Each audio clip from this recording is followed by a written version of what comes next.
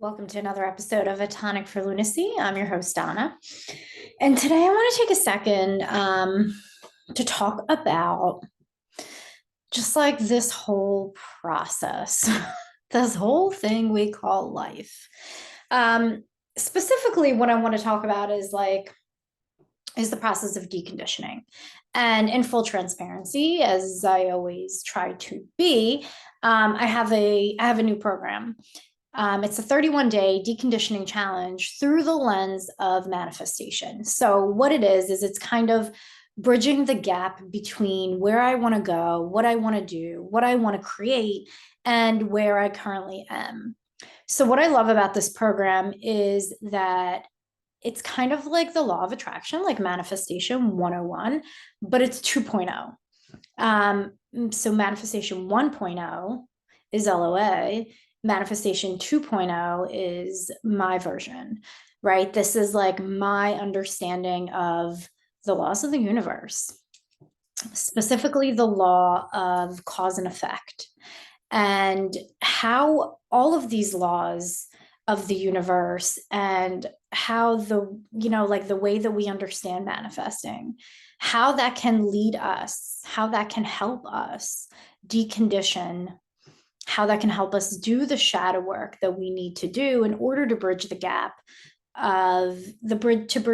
from the not self, right? Those sabotaging behaviors, to the true self, who we actually know ourselves to be, or who we want to know ourselves to be, right? Like the true self is the potential that we see in our body graph, the potential that others might see for us, expectations we might have for ourselves, whether conditioned or not. So, like, how do we bridge that gap? So, I feel like I don't do this often. Like, what is the not self? So, according to Ra, the term not self stands for unhealthy behavior resulting from the genetic imperative. Before I get into the genetic imperative, the true self stands for healthy behavior resulting from living your strategy. So the genetic imperative is this weird thing, right? We attract what activates us, and that's genetic. So my undefined solar plexus attracts definition, and that's genetic. So what Ross said is like the genetics love that shit, right? The genetics, my undefined solar plexus loves to attract the defined solar plexus because we want to attract what is different from us in order to reproduce and to have that mutation, right? Like if we reproduce and everybody's the same, that's like ancestral, like things get fucked up. That's like my scientific definition. Okay, things get fucked up. So naturally, our genetics are looking for something different. Actually, Ross says, in terms of emotional, the defined solar plexus, he says, if you have one emotional person with one non-emotional person, there can be this deep love-hate interaction on the emotional level that causes all sorts of chaos and heartache. Yet the genetics are loving it. The genetics love it. We constantly attract what activates us, what's different from us. Now, following strategy and authority is going to bring order to the chaos. If we follow strategy and authority, then we might recognize, like, hey, this might not be the correct place for me with this emotionally defined person when I am undefined emotionally. There's just way too much clashing with where we are currently at. It might not work that their mind is defined and yours is undefined. It might not work that you're undefined and your spleen and they're defined. You might find yourself in a codependent relationship. But yet the genetics really fuck with our head. The genetic is like, well, there's an attraction here. There's this energy that I feel. How can this be wrong? I feel this so deeply. And that's the mind, right? Like sometimes it's the body too that's addicted to these feelings, and genetically we're predisposed to want to feel these feelings, to procreate, to recreate. But if we follow strategy and authority, then we kind of take away that decision making factor from the mind and from our emotions. And it comes back to our authority, to what governs our body, what governs our soul, essentially, our intuition. And that can be the piece that we're missing to create order in our life. But then a lot of people are like, okay, well, then let's say my genetics wants to create chaos, but my strategy and authority wants to create order. How do I get to that place of order? How do I find that place? And that's where my answer is like 18 parts. Not really, but listen, it really does start with the nervous system regulation piece, finding that comfort, finding that ease, finding that sense of safety in your body in order to make a correct decision, first off. And secondly, what we don't realize is that oftentimes we are making decisions, whether it is or not from our strategy and authority, but it's from our conditioned strategy and authority, one, and two, it's from where we currently are, not where we want to go, not from our potential, not from our true self. We're making it from the not self energy. Like me as I am right now, feeling lazy as fuck, I'm going to make a lazy as fuck decision. But if I'm in the mindset of I am growing, I am going to be better, I am going to be this person who is aligned with the highest potential of my body graph, then my decision making, my strategy and authority from that place might be a little bit different, right? My sacral response from the place of the highest potential of my 1-8 channel, of my 214 channel, of my 2838 channel even, might look a little bit different than than where I currently am today, whenever I'm in the not self. But I realize what I just said. So I want to kind of backtrack that if you do have that sacral authority, you're making sacral decisions from the activations in your sacral. So it would be like my 214, my 3420, my 3410. But it's all connected, y'all. It's all connected.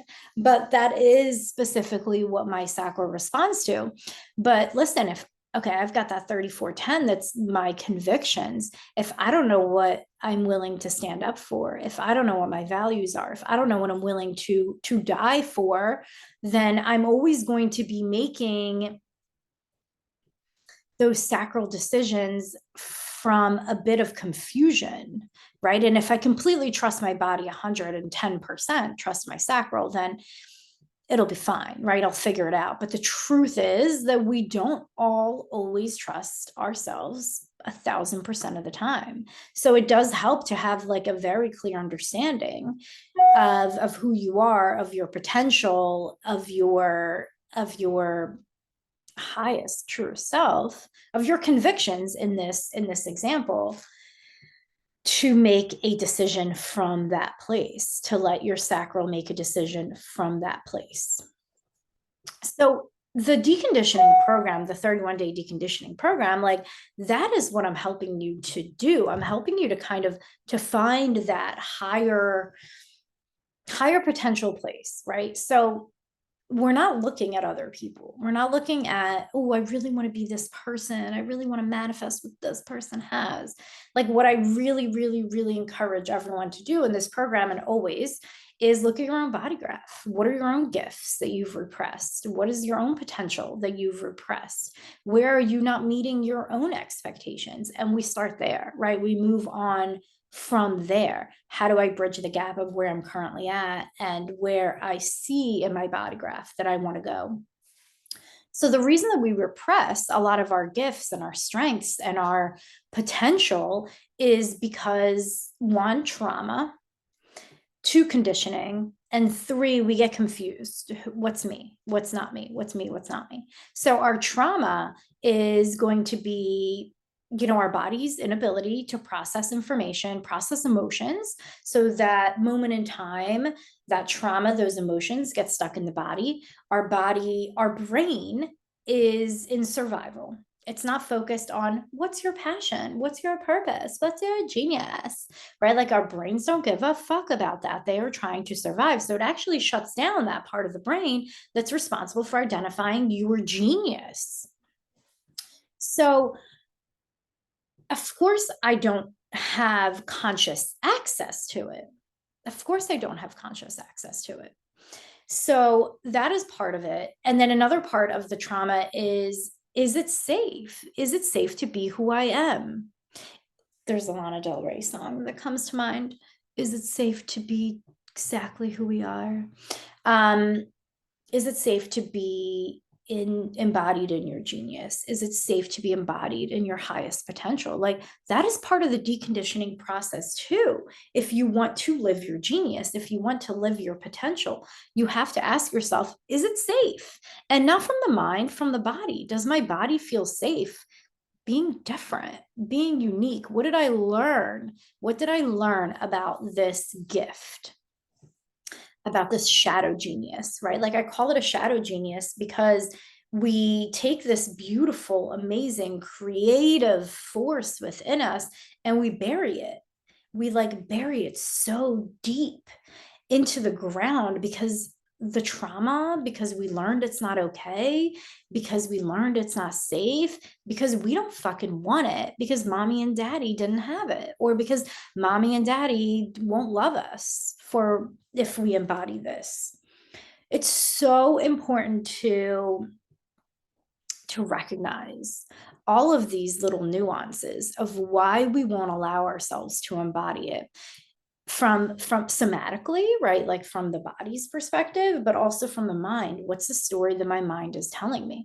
So if I'm in this energy of it's not safe to embody this thing, it's not safe for me to live my shadow genius, for me to live in the genius, then I want to know why. What's the body telling me? And what's the story that the mind is telling me?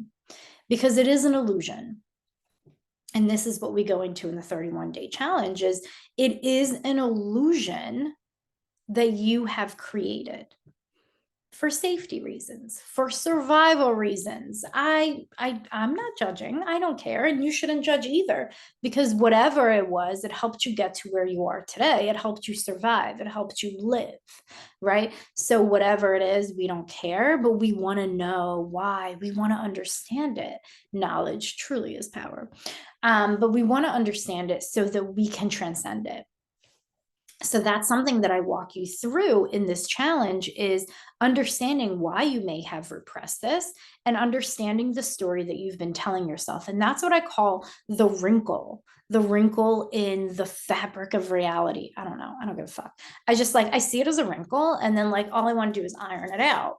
Fun fact, I love to iron. Love to iron. I love getting out wrinkles. It's like so satisfying. And two, I love putting on warm clothes. So I love to iron. But that the story that you created for yourself about why you cannot embody this genius for safety reasons worked. But now it's no longer working. Now we want the money, we want the love, we want the attention, we want the baby, you know, we want the job, we want these things, we want them, we desire them, we deserve them. I've worked so hard. Why don't I have this yet? What the fuck?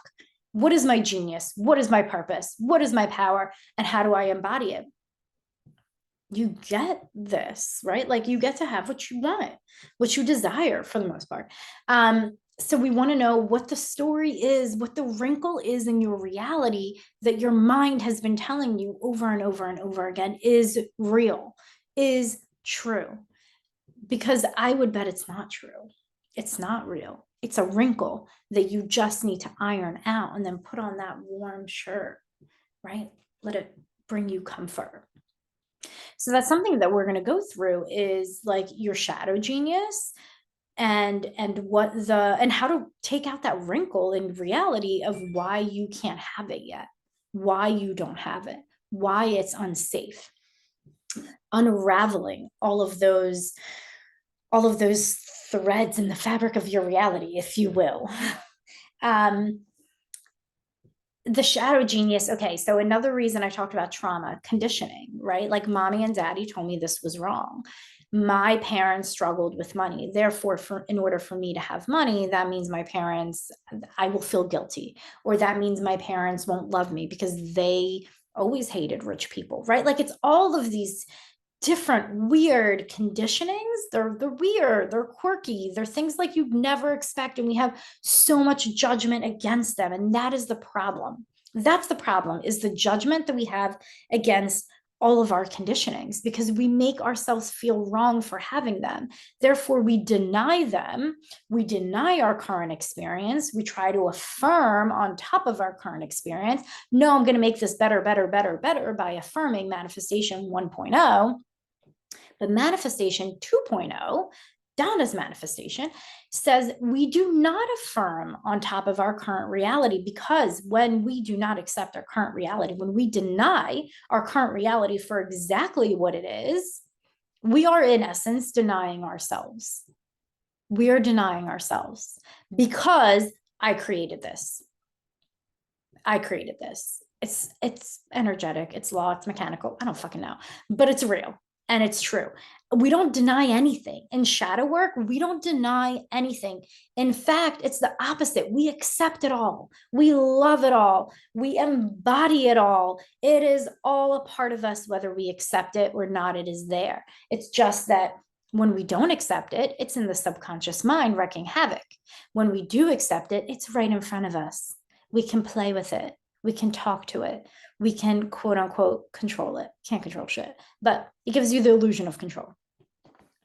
So conditioning, allowing those conditionings to exist. Hey, it's okay that my inner child is so angry about the stupidest thing ever, about having to take responsibility, about having to have a job. My inner child doesn't want a job, right? I'm angry. Releasing that anger releases your shadow genius. It allows more of you to be embodied by you, because you've put all these stigmas and all of these boundaries around what you are willing to accept of yourself, which means that you have less energy, less creative force, less genius to give, to create, to embody yourself. So releasing all of those feelings creates space for that genius to be dug out of the ground, right? So why do we repress our genius? Trauma, conditioning, identity confusion. If you're traumatized, you've probably spent most of your life being someone else, living to the expectations of other people, living how mommy and daddy told you to. Or maybe you found a guru on the interwebs that was so cool and told you she had a gajillion dollars coaching, and now you're like, I'm going to be a coach so I can make a gajillion dollars like this person. So you've confused your identity with somebody else's. So you're completely misaligned with your truth, with your potential, with who you really are. And therefore, you don't even see your genius.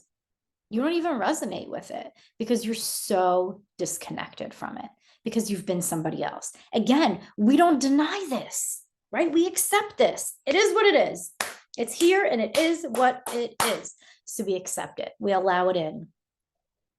We accept it. We allow it in. And then from that place, I can begin to make change. I can begin to say, okay, I see this. I understand why I created it. Makes total sense. I love myself for it. Even though I created this, still love myself for it. Side note, that reminds me of like tapping, EFT. If you're in shadow stripper school, we had an amazing class last week about tapping on our undefined centers, tapping on our not self energy, EFT, emotional freedom technique. There's a whole class on it. There are scripts in the portal if you want to use EFT for deconditioning. Heather Meyer was our teacher. Incredible. That's my side note. I will put a link to Shadow Stripper School. But back to our shadow genius. So I love myself for this. And it takes a while to get there. It takes a while to actually say, like, I totally love and accept myself, even though my inner teenager is pissed as shit for whatever reason. I love myself anyway. But that's how we get to a place of self-acceptance, of true self-love. Even though I've made this mistake 3,000 times, I deeply and completely love and accept myself. It takes time to get there. You don't have to be there right now. You don't have to be there right now. We will meet you where you're at so that we can begin the process somewhere, and we're not denying any of the parts of ourselves. And that's what shadow work is. Shadow work is recognizing these parts of me that I may have repressed or suppressed or didn't accept or thought was ugly, bad, wrong. And now I'm realizing, hey, wait a minute, this was actually my genius. This was my uniqueness.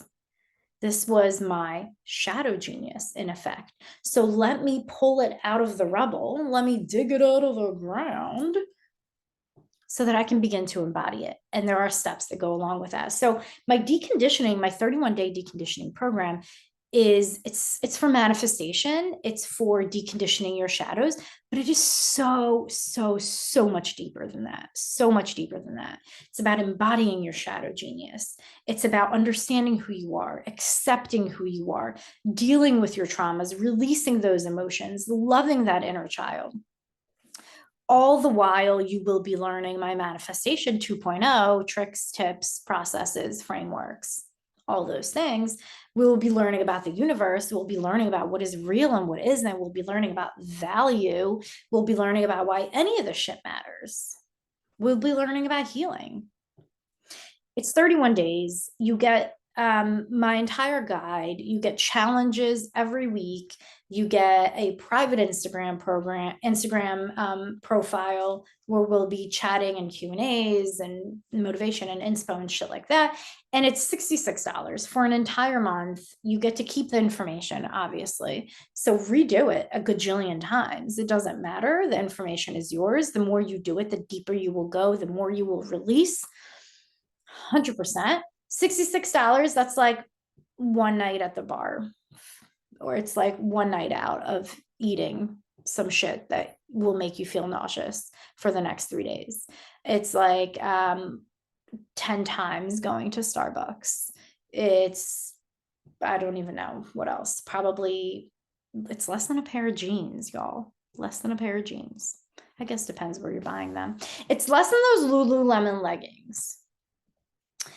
Anyway, my point is that this program it's amazing. It's great. I think it's really powerful for healing. It's really powerful for manifestation, for finding that shadow genius, for embodying that shadow genius. And you know what? Let me give you a few places where I look for the shadow genius in the body graph while we're on the subject. So I look at conscious Pluto. I look at definition, right? The dysfunctional energy of our definition. Where we are defined, this is my strength, my gift, my energy. So when I want to find its not self, it's the dysfunctional energy. I look at Pluto, I look at the sun, I look at my